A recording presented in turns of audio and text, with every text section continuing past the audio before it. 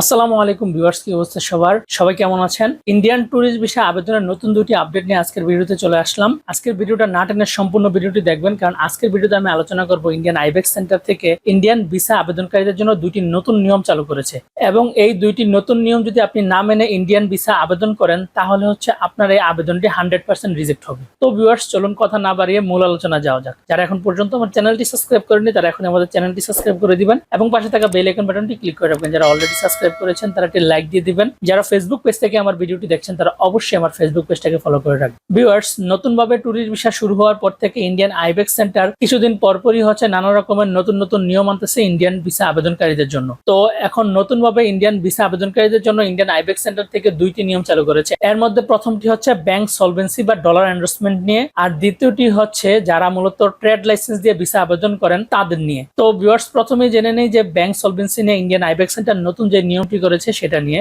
Viewers, গতকালকে পর্যন্ত Indian ibex centre থেকে যে নিয়মটা ছিল ব্যাংক সলভেন্সি দেখানোর জন্য, সেটা ন্যূনতম $150 সমপরিমাণ বাংলা টাকা, অথবা কেউ যদি ডলার এন্ডোর্সমেন্ট শো করে তাহলে পাসপোর্টে ন্যূনতম $150 এন্ডোর্সমেন্ট করে ইন্ডিয়ান ভিসা আবেদন করা যেত। কিন্তু আজকে থেকে ইন্ডিয়ান আইবেক্স সেন্টার নতুন নিয়ম করেছে ব্যাংক সলভেন্সি দেখানোর জন্য।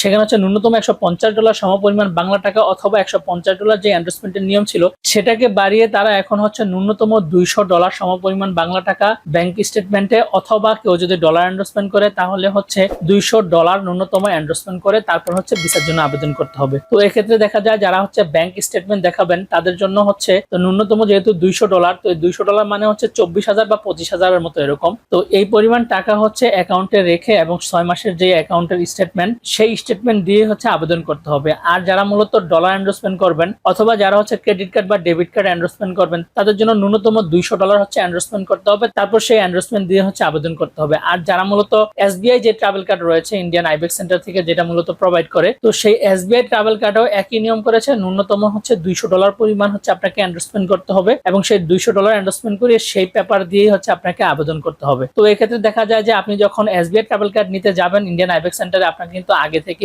প্রস্তুতি নিয়ে যেতে হবে যাতে 25,000 টাকার মতো বাংলা টাকা আপনি সাথে করে নিয়ে যাবেন। তারপরে তারা একটু হয়তোবা বেশি রেট রাখতে পারে এবং কার্ডের যে দাম এরকম অন্তত আপনি 25 থেকে 26,000 টাকা নিয়ে ইন্ডিয়ান আইবেক্স সেন্টারে যাবেন। তারপর ইন্ডিয়ান আইবেক্স সেন্টার থেকে আপনার যে এসবিআই ট্রাভেল কার্ড রয়েছে সেটা আপনি এন্ডোর্সমেন্ট করাতে পারবেন এবং তাদের কাছ থেকে এসবিআই ট্রাভেল কার্ড নিতে পারবেন। তো ভিউয়ার্স, এক্ষেত্রে যারা ব্যাংক সলভেন্সি দেখানোর জন্য ব্যাংক স্টেটমেন্ট শো করবেন, আমি আপনাদেরকে পরামর্শ দিব যে মিনিমাম 30,000 বাংলা টাকা আপনার অ্যাকাউন্টে যাতে সর্বশেষ ইন্ডিং ব্যালেন্স থাকে। তো 30,000 ইন্ডিং ব্যালেন্স নিয়ে আপনার 6 মাসের যে স্টেটমেন্ট আছে সেটা আপনি শো করবেন। তো এটা ছিল প্রথম যে আপডেটটা সেটা। তো এবার আলোচনা করা যাক দ্বিতীয় যে নিয়মটা করেছে সেটা নিয়ে। তো এতদিন পর্যন্ত ইন্ডিয়ান আইবেক্স সেন্টার থেকে নিয়ম ছিল যারা মূলত ট্রেড লাইসেন্স দিয়ে ট্যুরিস্ট ভিসা বা মেডিকেল ভিসা অথবা ইন্ডিয়ান যে কোনো ধরনের ভিসাই যারা আবেদন করতেন তারা বাংলা যে ট্রেড লাইসেন্স রয়েছে সেই ট্রেড লাইসেন্স দিয়েই আবেদন করতে পারতেন। কিন্তু ইন্ডিয়ান আইবেক্স সেন্টার থেকে এখন নতুন নিয়ম করেছে যে কেউ যদি ট্রেড লাইসেন্স দিয়ে ইন্ডিয়ান ভিসার জন্য আবেদন করে তাদের যে ট্রেড লাইসেন্সটা সেটা ইংরেজি ভার্সনে লাগবে। অর্থাৎ যারা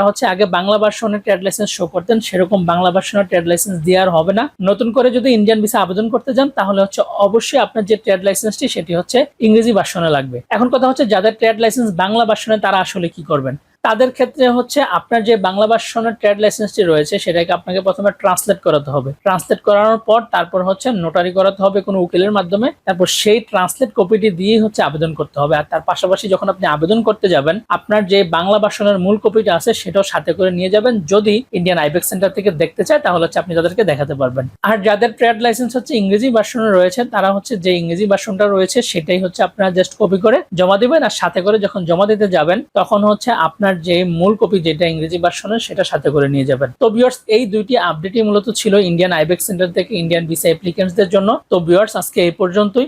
আপনি যদি ইন্ডিয়ান ট্যুরিস্ট ভিসা নিয়ে কোনো কিছু জানতে চান বা ইন্ডিয়ান যে কোনো ধরনের ভিসা নিয়ে কোনো কিছু জানতে চান তাহলে অবশ্যই আমার এই ভিডিওর কমেন্ট বক্সে কমেন্ট করে রাখতে পারেন, তাহলে আমি সেই বিষয়গুলো নিয়ে ভিডিও বানানোর চেষ্টা করব। তো ভিউয়ার্স, যারা এখন পর্যন্ত আমার চ্যানেলটি সাবস্ক্রাইব করেননি তারা এখন আমার চ্যানেলটি সাবস্ক্রাইব করে দিবেন এবং পাশে থাকা বেল আইকন বাটনটি ক্লিক করে রাখবেন। আর যারা অলরেডি সাবস্ক্রাইব করেছেন তারা একটি লাইক দিয়ে দিবেন। যারা ফেসবুক পেজ থেকে আমার ভিডিওটি দেখছেন তারা অবশ্যই আমার ফেসবুক পেজটাকে ফলো করে দিবেন। তো ভিউয়ার্স, আজকে এই পর্যন্তই।